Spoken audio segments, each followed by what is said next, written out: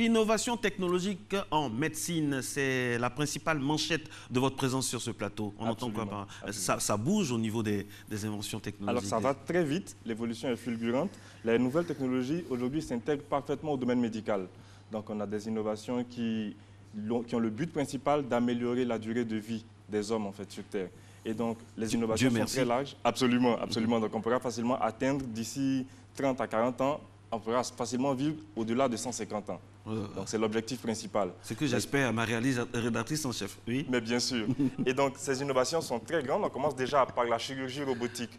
Alors, la chirurgie robotique, c'est un véritable robot qui, précédemment, on faisait les opérations avec le scalpel et tout. Aujourd'hui, les ingénieurs ont inventé un robot baptisé Da Vinci. Wow. Ce robot donc permet aux médecins, aux chirurgiens d'exercer, de pratiquer l'opération à distance. Il est donc rivé, il a les yeux rivés sur sa console et les bras robotisés lui permettent de manipuler. Ah, c'est ce qui se passe comme ça.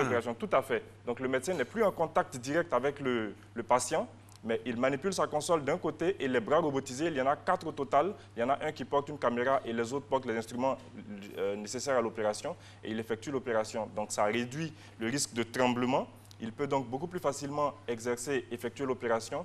Pour le patient, c'est une ouverture. Wow, c'est magnifique ça. Bien sûr. Et c'est à titre expérimental ou ça marche déjà dans... Non, ça fonctionne parfaitement. Ce robot est disponible. Il est à 2 millions d'euros en termes de prix. La deuxième innovation... Il est disponible à Abidjan, dans une clinique. À Abidjan, je pense qu'il va venir. Je pense qu'il va venir et ça ne va pas tarder.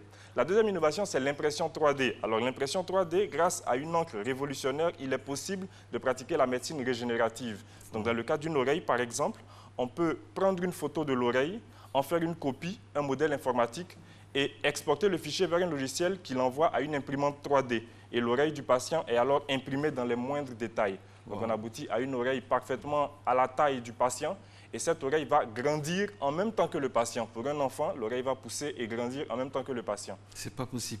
Donc c'est carrément la médecine régénérative et on pourra donc faire tous les organes sur du moyen terme. Et ça vient de... C'est quel pays qui... C'est la Suisse. C'est donc fait en Suisse par oui, absolument, par une entreprise de chercheurs suisses. On passe ensuite à la pompe à insuline. Je suis bluffé là. On passe ensuite à la pompe à insuline et le freestyle. Effectivement, c'est très impressionnant. Alors, pour les diabétiques, le diabète déjà, c'est une maladie. Donc, c'est un taux élevé de glucose dans le sang. Il est simplement dû à une déficience au niveau du pancréas. Donc, le pancréas ne sécrète plus suffisamment d'insuline pour réguler le taux de glucose dans le sang. Et en cas d'excès de glucose, on a des problèmes pour le patient. Alors, on a fait une invention. Précédemment, le patient était obligé de se piquer à chaque fois pour s'injecter sa dose d'insuline. Aujourd'hui, il n'en a plus besoin. Il y a un mécanisme automatique, donc c'est la pompe à insuline qui est accrochée à la ceinture. Qu'on voit à l'écran là. Tout à fait. Et qui permet donc d'envoyer la dose quotidienne d'insuline au patient. Et il fallait également suivre son taux d'insuline. Et pour cela, il y avait un équipement qui permet, en se piquant le doigt, d'avoir son taux d'insuline dans le sang. Mais aujourd'hui, tout le système est automatisé avec un patch comme celui qu'on voit. Ce patch est donc posé directement sur le bras du patient. Il prend directement les informations au niveau du sang du patient et il affiche le taux d'insuline. Avec un petit équipement à côté muni d'un écran, il scanne, donc il n'y a plus de piqûres, il n'est plus nécessaire de faire des piqûres, il scanne simplement le petit module et ça affiche directement son taux d'insuline dans le sang. Super pratique. Absolument, c'est très pratique, c'est révolutionnaire. On n'a plus besoin de se piquer chaque 30 minutes, chaque heure pour avoir son taux d'insuline dans le sang. Le petit module permet de scanner, donc on le scanne simplement. Il est complètement étanche, il résiste à l'eau, donc on peut mener sa vie normalement, on peut nager, on peut faire tout ce qu'on veut et il affiche simplement l'information. Donc c'est une puce. Il va falloir penser à ça aussi pour ceux qui mettent les médicaments dans les yeux à longueur de journée, par exemple, les gouttes dans les yeux. Effectivement, ce serait très intéressant quand même d'avoir un patch, ce serait bien vu. Donc c'est la pompe à insuline couplée au système de freestyle libre. Wow. L'imagerie dentaire maintenant. L'imagerie dentaire. Alors, évolution en évolution, pour faire précédemment une prothèse, il fallait nécessairement aller chez le dentiste et on passe une pâte à l'intérieur de la bouche pour avoir l'empreinte dentaire. Aujourd'hui, on n'a plus besoin de la pâte. L'imagerie se fait directement grâce à un petit équipement appelé le Condor Scan. Cet équipement permet de photographier la dent. Le Condor Scan. Le Condor Scan, c'est le nom de l'équipement. Il permet simplement, il est muni d'un appareil photo et il prend des photos régulièrement de la dent. Et il permet d'afficher une image 3D. On n'a plus besoin du moulage. Et cette technologie s'inspire de la technologie aérospatiale, notamment avec ce qui est fait avec les satellites. Donc, ça permet de photographier directement la dent. Plus besoin de la pâte, c'est révolutionnaire, c'est fonctionnel. C'est disponible aujourd'hui en France et dans plusieurs autres pays d'Europe. Wow. On passe ensuite aux autotests. Alors, les autotests sont des petits équipements, des petits patchs de la taille d'une carte magnétique qui permettent de faire des analyses personnelles à domicile et d'avoir des résultats en un temps record. Donc, l'un des tests les plus connus, c'est le test de grossesse, bien entendu. Oui. Mais aujourd'hui, cette technologie se répand et on peut aujourd'hui faire le test du sida directement à la maison. Plus besoin de se déplacer et c'est disponible pour plusieurs autres pathologies. On peut réaliser tous ces tests directement à la maison. D'accord, je rappelle que c'est des inventions magnifiques qui font avancer le monde. Je rappelle, restez avec nous tous les mardis. Il y a la technologie là. Pour récapituler un peu, on a eu la pompe à insuline, on a parlé un peu de l'imagerie dentaire, tout ça, tout ce qui fait avancer les choses et c'est très très intéressant. Le but vraiment c'est de faire en sorte que l'homme se sente le plus bien possible, n'est-ce pas? Absolument, absolument. Et donc comme on a dit, ces autotests sont disponibles pour plusieurs pathologies. On passe ensuite à la médecine du futur. Donc ça, c'est ce qui existait, ce qui est disponible en ce moment. On passe carrément à la médecine du futur avec ce qui va venir d'ici 2030 à 2050. Donc c'est des projets encore plus innovants. Vous allez voir que c'est carrément bluffant. On a carrément une lentille pour tester la glycémie, comme on a vu précédemment avec les diabétiques. Maintenant, on n'a carrément plus besoin de l'appareil de scanner. Avec une lentille développée par un grand groupe pharmaceutique et un leader de la recherche sur Internet, les deux se sont mis en partenariat et ont développé une lentille. Donc la lentille va analyser le liquide, les larmes qui sont comprises, qui sont dans les yeux, pour ressortir le taux de glycémie dans le sang. Donc c'est très pratique, ça permet de chaque 5 secondes d'envoyer cette information directement à un smartphone ou une tablette ou alors un ordinateur. Donc c'est entièrement un outil connecté. Mais moi la question que je me pose, mais nos CHU auront ça quand? Mais je pense que ces technologies vont venir. Dans 300 ans peut-être, je sais pas. Mais je pense que ça va venir, je pense que ça ne va pas tarder. J'aimerais avoir votre optimisme. Et là, qu'est-ce qu'on a? On passe ensuite à l'imagerie 3D, donc l'imagerie médicale. D'ici 20 à 30 ans, on pourra carrément avoir une réplique de nous-mêmes en 3D. Le médecin donc pourra nous scanner et voir carrément notre physique entièrement comme nous sommes. Il pourra donc nous voir toute notre anatomie entièrement et voir précisément le mal dont on souffre sans avoir besoin de nous opérer, sans avoir besoin d'analyser les organes. Donc, on pourra carrément voir, le médecin pourra circuler à l'intérieur de nous, comme dans un jeu vidéo, mais c'est plutôt notre anatomie entière qu'il verra, et cela sans qu'on ait besoin de scanners, de plusieurs étapes de radio. C'est parfois contraignant, c'est parfois difficile à supporter. Donc, c'est l'évolution et ça va très vite. Mais également, cela se fait également, on peut adapter cette technologie pour la formation des futurs médecins. Les cours ne seront plus dispensés uniquement en classe, on n'aura plus besoin nécessairement de cadavres pour les médecins pour qu'ils travaillent pour analyser. On aura carrément des répliques humaines, donc une image 3D, c'est un casque de réalité virtuelle qui permet de dispenser des cours en réalité augmentée.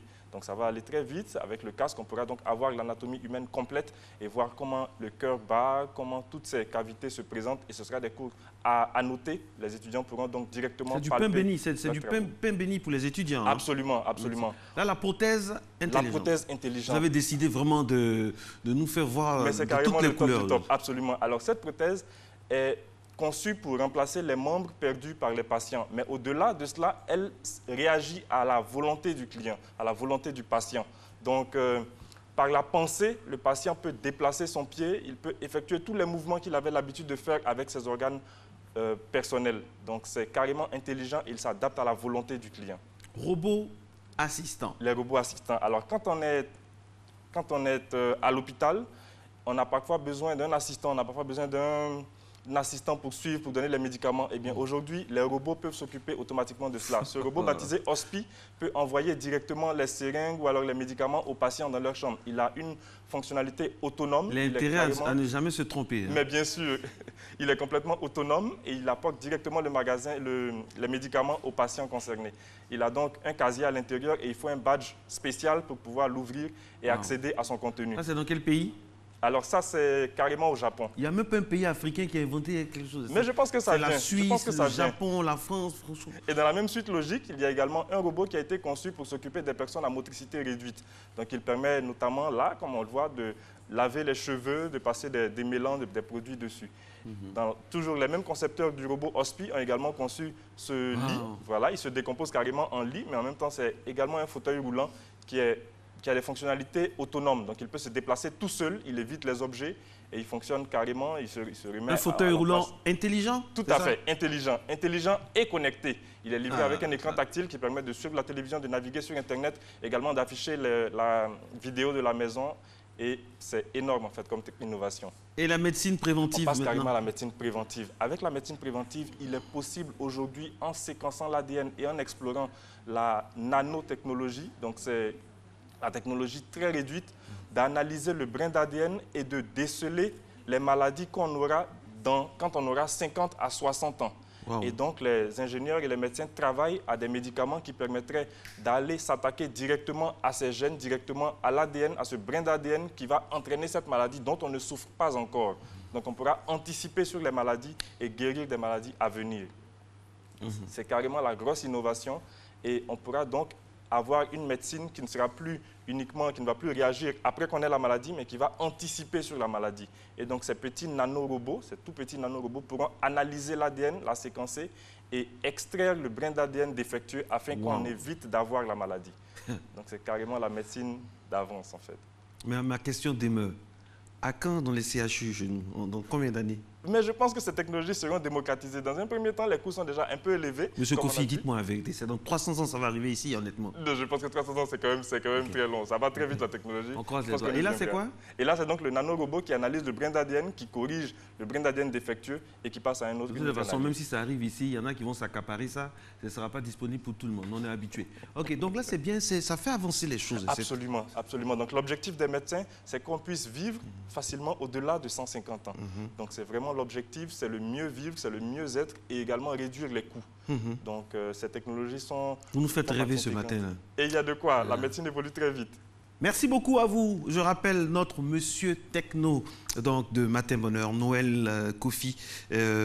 Innovation technologique en médecine. Le but, c'est de vivre plus de 150 ans. On va vivre un peu comme les personnages de la Bible. Avec tout ce qu'on a vu là, c'est magnifique. Récapitulatif, on a vu? On a vu donc les robots en matière de chirurgie. On a vu l'impression 3D. On a vu la prothèse intelligente. On a vu également l'imagerie dentaire avec le Condor Scan. Et ensuite, on est passé carrément à la médecine préventive avec les analyses d'ADN et les correctifs qui sont apportés à tout cela. Merci beaucoup. Vous avez été excellent, monsieur Techno de Matin Bonheur. On vous retrouve avec beaucoup de plaisir mardi prochain. Mais avant, on retrouve maintenant, dans quelques instants, le journal et puis tout ce qui est autour, agenda, météo. Vous êtes à Matin Bonheur, restez-y.